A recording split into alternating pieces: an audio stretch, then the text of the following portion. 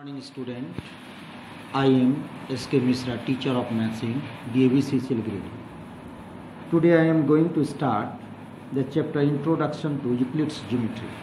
First of all, we have to know what is geometry. The word geometry is derived from the Greek word geo means earth. Geo means earth, and metron means measuring. It means the geometry means earth measurement. Basic geometrical concept.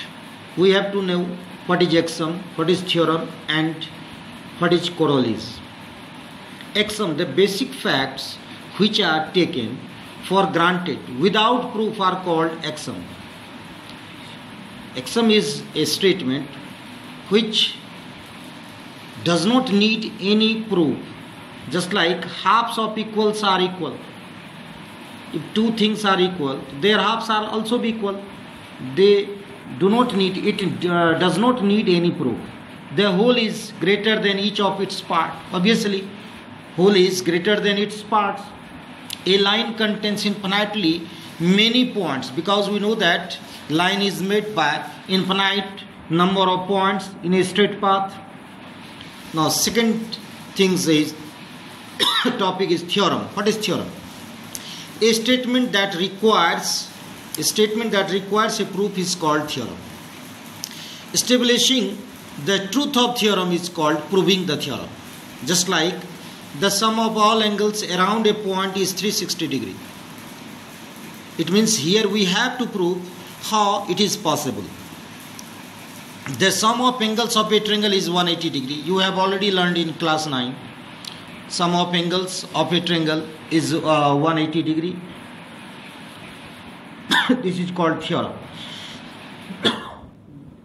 Corollary. A statement whose truth can easily be deduced from a theorem is called its corollary. It means a statement which is based on theorem, which is deduced from a theorem is called its corollary. Now we have to know here Euclid's 5 postulates. What are 5 postulates? First postulate is a straight line may be drawn from any point to any other point. We can draw a line with 2 points AB. Second, a terminated line can be produced indefinitely. A terminate line can be produced indefinitely. We can produce it indefinitely. Third is a circle can be drawn with any center and any radius.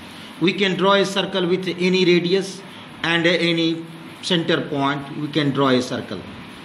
All right angles are line can be produced indefinitely in both sides. All right angles are equal to one another.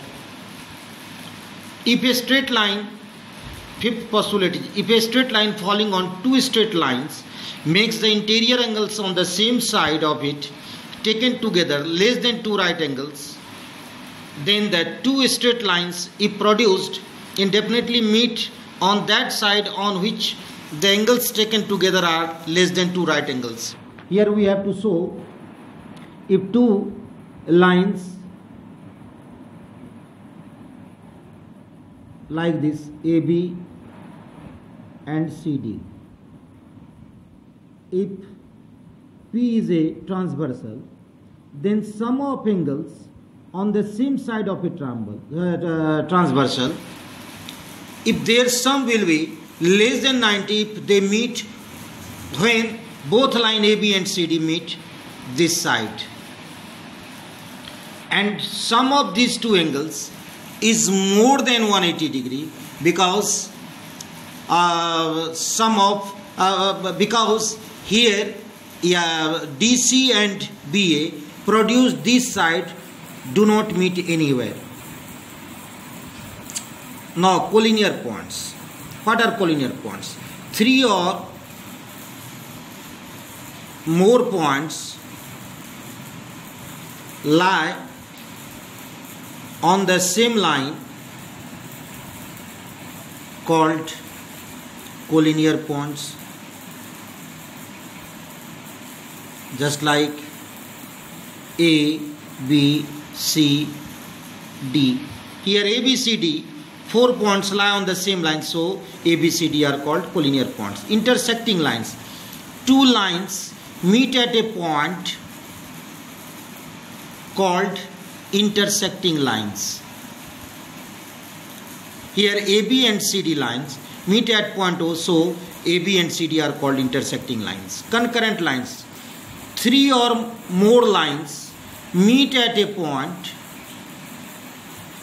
3 or more lines meet at a point called concurrent lines.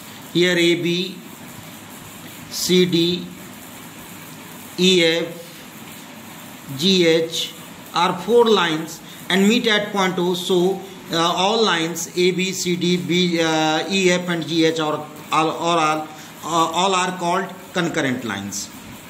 Parallel lines. 2 lines do not meet anywhere, called parallel lines. If AB and CD lines do not meet anywhere, then we can say that both lines are parallel lines. When it is cut by a transversal, then sum of interior angles on the same side is 180 degree, and here also be sum 180 degree. But in case of if 2 lines AB and CD are not parallel, either they meet anywhere or they do not meet. If they meet this side, then sum of these interior angles is less than 180 degree, less than 180 degree. If they this side they do not meet anywhere, so sum of angles here more than 180 degree. Sum of these 2 angles, AB, if AB, A plus B more than 180, and here if it is CD, to C plus D less than 180 degree. Now we have some question. A point C lies between 2 points A and B such that AC equal to CD. Prove that CB. Prove that AC is equal to half of AB. AB is a line. C lies between 2 points. C is a point. If AC is equal to CB, then AC plus AC is equal to AC plus CB, or 2AC is equal to AB, or AC is equal to half of AB. Proved. Second question is prove that every line segment has a unique midpoint. If it is possible, if AB is a line, taking its C and D are its midpoint. If it is possible, taken C and D are the midpoints of AB, then AC is equal to half of AB and DB is equal to half of AB. AC is equal to half of AB, and AD is equal to half of AB, because D is also be the midpoint. AD is equal to, so therefore AC is equal to AD. This is possible only when C and D coincide each other. Therefore, a line has, a line segment, AB is a line segment here, AB line segment has a unique midpoint.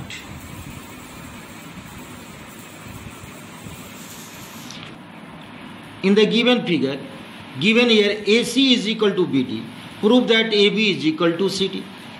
So given AC is equal to BD, or AC minus BC, then BD minus BC. Because we know that by Euclid's postulates, if equal is subtracted from equals, difference will be equal.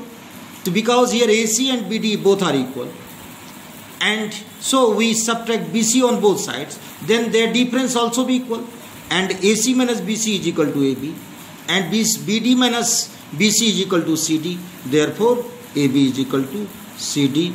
Proved. In next question, in the given figure, now AB is equal to given CD, then you have to prove AC is equal to BD. Here AB is equal to CD, adding BC on both sides, adding BC on both sides,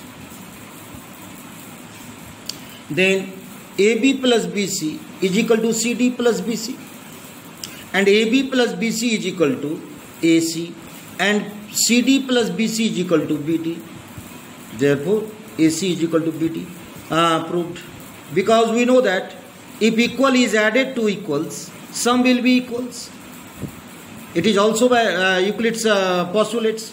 Because AB and CD are equal and BC equal are added both sides, so their sum also be equal. So therefore AC is equal to BD. Thank you, children.